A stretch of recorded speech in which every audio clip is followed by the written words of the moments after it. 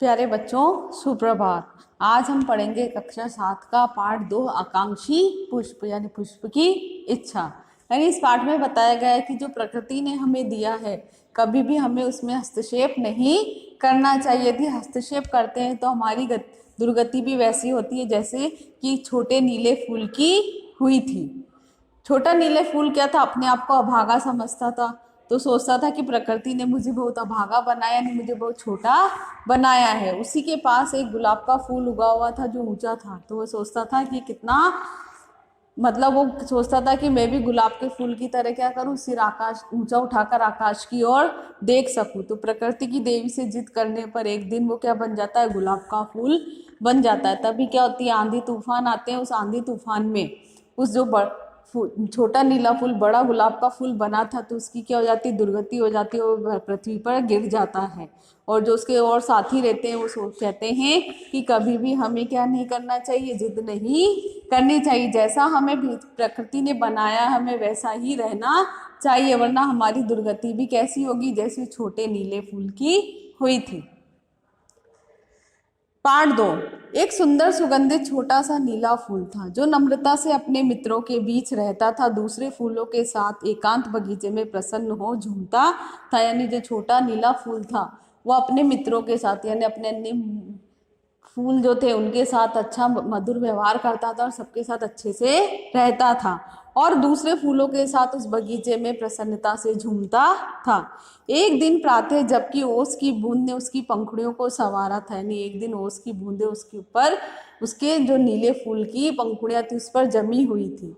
उसने अपना सिर ऊपर उठाया, इधर उधर देखा और इधर उधर झांका।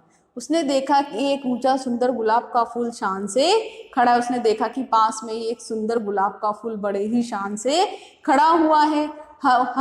और एक हरे रंग के हीरे पर जलती हुई मशाल के समान आकाश में स्थित है। यानी वह कैसा लग रहा था, गुलाब का जो फूल था जलती हुई मशाल में के समान आकाश में स्थित है। यानी जो गुलाब का फूल था वो लाल रंग का था, उसकी डाली थी, पत्तियां थी, हरे रंग की थी, इसलिए वो कैसा लग रहा था, जलती हुई मशाल के समान। छोटे नीले फूल ने अपने होठों को खोला, यानी कुछ कहा। इन सब फूलों में मैं कितना अभागा हूँ, यानी कहता है कि इन सब फूलों में मैं कितना अभागा यानी कितना भाग्यहीन हूँ। इनके बीच मेरा कितना हीन अस्तित्व, यानी इन सब के बीच में मेरा कोई अस्तित्व नहीं है। प्रकृति ने मुझे छोटा और गरीब बनाए। मैं पृथ्वी के अत्यंत निकट रहता हूँ, अपना सिर आकाश की ओर नहीं उठा सकता, न अपने चेहरे को गुलाब की भांति सूर्य की ओर फेर सकता हूँ। और कहता है कि प्रकृति ने मुझे कितना अभागा, कितना गरीब बनाया है कि मैं ना सिर उठाकर आकाश की ओर क्या है, देख भी नहीं सकता हूँ, और मैं पृथ्वी के कितने निकट हूँ, और गुलाब के फूल की भांति सूर्य की ओर अपना मुंह भी नहीं फेर सकता हूँ। इसलिए वो अपने आप को क्या समझता था, अभागा समझता था। गुलाब के फूल ने अपने पड़ोसी के यानी छोटे नीले फूल की बात सुनी और इस पर वह हंसा और बोला। उसकी बात सुनकर उसे हंसी आ गई और वह कहा, तुम्हारी बातें कितनी विचित्र है, यानी तुम्हारी बातें कितनी अनोखी है। तुम भाग्यवान हो, फिर भी अपने को सौभाग्य को नहीं समझ पाते। गुलाब का फूल छोटे नीले फूल से कहता है कि तुम कितने भाग्यवान हो, लेकिन तुम इस चीज को, इस बात को समझते नहीं हो। प्रकृति ने तुम्हें सुगंध और सुंदरता दोनों प्रदान की है जो किसी और को नहीं दिए। गुलाब का फूल उससे कहता है कि प्रकृति ने तुम्हें सुंदरता और सुगंध दोनों चीज दी है और जो किसी और को प्राप्त नहीं हो, फिर भी तुम अपने आप को क्या समझ रहे हो, अभागा यानी भाग्यहीन समझ रहे हो। याद रखो, जो छोटा बनकर रहता है वो ऊपर उठता है। कहता है कि जो हमेशा छोटा बनकर जीता है वो ही अपने जीवन में आगे बढ़ता है, आगे उठता है, और जो अपने आप को बड़ा समझता है, अपने ऊपर घमंड करता है, वो कभी भी जीवन में आगे नहीं बढ़ता, बल्कि उसका क्या होता है, एक दिन अंत अवश्य ही होता है। छोटे फूल ने कहा, तुम मुझे सांत्वना दे रहे हो। गुलाब के फूल की बातें सुनकर छोटा नीला फूल कहता है कि तुम मुझे क्या दे रहे हो, तसल्ली दे रहे हो कि तुम्हारे पास वह सब है जिसके लिए मैं लालायित हूँ। क्यों? क्योंकि तुम्हारे पास वो सब कुछ है जो मैं पाना चाहता हूँ।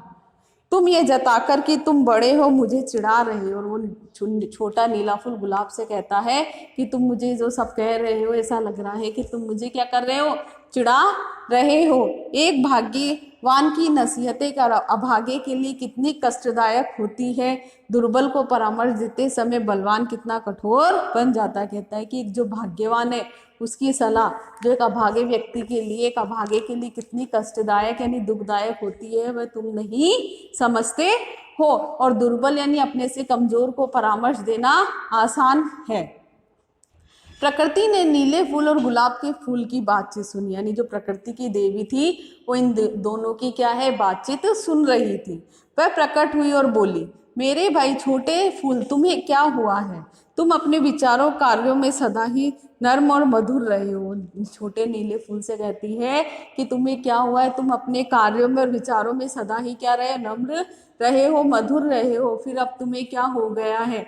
ऐसा लगता है कि तुम्हारे हृदय में किसने घर बना लिया है? लालच ने, लोभ ने घर बना लिया और तुम्हारी सोचने जो समझने की शक्ति को शून्य कर दिया, यानी तुम्हारी सोचने और समझने की शक्ति को क्या कर दिया है, खत्म कर दिया है। अनुरोध के स्वर में नीले फूल ने उत्तर दिया, हे प्रेम पूर्ण करुणामयी दयालु माँ। यानी कि उनसे अनुरोध के स्वर में यानी निवेदन करते हुए नीले फूल ने प्रकृति की देवी से कहा कि मैं आपसे प्रार्थना करता हूँ, निवेदन करता हूँ, क्या करो, मुझे एक दिन के लिए क्या बना दो, गुलाब बनने की आज्ञा प्रदान करो। तब प्रकृति ने कहा, तुम नहीं जानते तुम क्या मांग रहे हो। प्रकृति उससे कहती है कि तुम नहीं जानते कि तुम क्या मांग रहे हो, तुम इस अंधी लालसा के पीछे कि आने वाली मुसीबत को महसूस नहीं कर रहे हो, तुम उससे अनभिज्ञ हो यानी अनजान हो। यदि तुम एक दिन के लिए गुलाब बनने की जो तुम्हारी इच्छा है उसके पीछे आने वाली मुसीबत को तुम नहीं जानते, तुम उनसे क्या हो, अनजान हो। यदि मैं तुम्हें गुलाब बना भी दूंगी तो तुम्हें बाद में क्या होगा, अफसोस होगा और पश्चाताप के अतिरिक्त तो कुछ भी नहीं होगा। पर नीले फूल ने जिद की, मुझे भी एक ऊंचा गुलाब का फूल बना दो। लेकिन जो नीला फूल है वो जिद पर अड़ जाता है कि नहीं, मुझे तो क्या बनना है, गुलाब का फूल बना दो।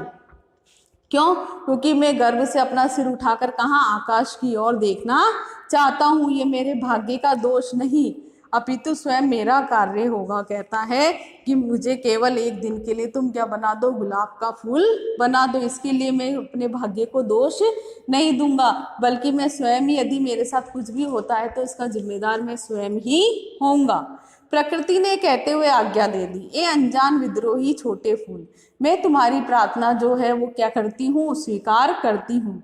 यदि उससे तुम पर विपत्ति टूट पड़े तो फिर मुझसे शिकायत मत करना। प्रकृति की जो देवी रहती है कहती है कि मैं तुम्हारी प्रार्थना को स्वीकार करती हूँ, यदि उसके बाद तुम्हारे ऊपर कोई भी मुसीबत आए तो तुम उसकी शिकायत मुझसे नहीं करना। उसके जिम्मेदार कौन होगे, तुम स्वयं ही होगे। प्रकृति ने अपनी रहस्यपूर्ण जादू की उंगलियों को निकालकर फैलाया और नीले फूल की जड़ों को छू दिया। तुरंत वह बड़े गुलाब के आकार में बदल गया, बगीचे के सभी पुष्पों से ऊपर उठ गया। और जैसे ही प्रकृति ने उसके ऊपर हाथ फेरा तो एक बड़े गुलाब के फूल में क्या हो गया, परिवर्तित हो गया। अचानक गहरे काले बादल आकाश में गिर, अचानक क्या हुआ कि आकाश में काले बादल गिर आए और क्रुद्ध हवा ने आंधी के रूप में सारे वातावरण की शांति को छिन्न भिन्न कर दिया। यानी कि तेज आंधी तूफान आ गए, मूसलाधार बारिश होने लगी। तूफान ने क्या करा, छोटे छोटे धरती से सटे पौधों को छोड़कर, जो तेज तूफान आने लगा, तेज हवाएं चलने लगी, तेज बारिश होने लगी, तो तूफान ने क्या करा, जो केवल धरती के समीप छोटे छोटे पौधे थे उनको छोड़कर सभी अन्य पौधों को क्या कर दिया, जड़ से उखाड़ दिया, शाखाओं को तोड़ दिया, ऊंचे पुष्प के तनों को चीर दिया। जो केवल छोटे पौधे थे वो ही उस तूफान में क्या रहे, सुरक्षित रहे। जो ऊंचे और बड़े पौधे थे वो तो क्या हो गए, उनकी जड़ें उखड़ गई और वह धरती पर गिर गए। उस एकांत वाटिका को आकाश के इस युद्ध में बहुत हानि हुई, यानी उस तूफान में, उस बगीचे में बहुत हानि हुई थी। जब तूफान शांत हुआ, आकाश निर्मल हो गया, यानी आकाश साफ हो गया और तूफान क्या हो गया, आंधी शांत हो गई, तो छोटे नीले फूलों के परिवार को छोड़कर जो बगीचों के सारे छिपे थे सभी फूल ध्वस्त हो गए। केवल उस तूफान में जो छोटे नीले फूल थे वो ही बचे, बाकी जितने भी बड़े बड़े फूल थे, पौधे थे, वो सब क्या हो गए, ध्वस्त हो गए, यानी नीचे टूटकर गिर गए। कोई भी प्रकृति के कोप से बच नहीं पाया, कोई भी प्रकृति के कोप यानी क्रोध से बच नहीं पाया।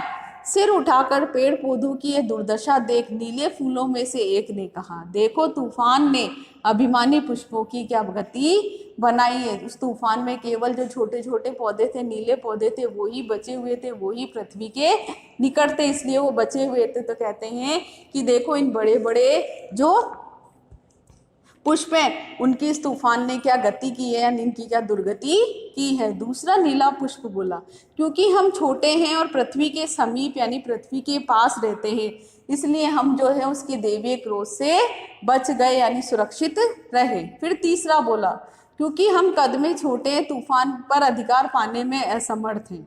तूफान हम पर अधिकार पाने में असमर्थ, यानी क्योंकि हम छोटे हैं इसलिए तूफान हम पर हमें कोई भी नुकसान नहीं पहुंचा सकता, इसलिए हम क्या हैं, सुरक्षित हैं। इसी समय नीले पुष्पों की रानी ने अपने बगल में परिवर्तित नीले फूल को देखा, जो पृथ्वी पर अस्त व्यस्त लुढ़का दिया गया था। युद्ध स्थल में अंग विहीन योद्धा की भांति भीगी घास पर छितरा दिया गया था।